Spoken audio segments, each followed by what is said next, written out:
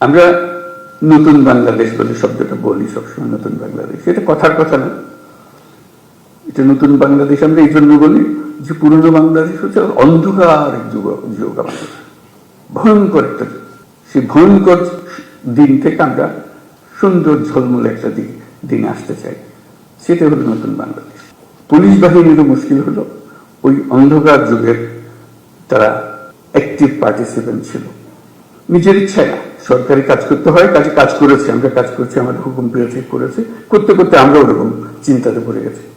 কাজে নতুন বাংলাদেশ সৃষ্টি করার জন্য তোমাদেরকে ওই চিন্তার থেকে বেরিয়ে আসতে হবে যে না, আমরা নতুন বাংলাদেশ সৃষ্টি করবো। আমাদেরকে অনেক দোষ দেয়, আমরা দেখিয়ে দেবো মানুষ খারাপ না, আমরা খারাপ মানুষের পাল্লায় করেছিলাম, আমরা সে খারাপ মানুষ থেকে বের হয়ে এসেছি, আমরা ভালো মানুষ, আমরা দেখো কি করতে পারি। সেই দৃঢ় চিন্তাটা মাথার ভিতরে রাখতে হবে যে আমরা একটু দেখিয়ে ছাড়বো, আমাদেরকে সবাই গালিগালাজ করে, মন্দ বলে।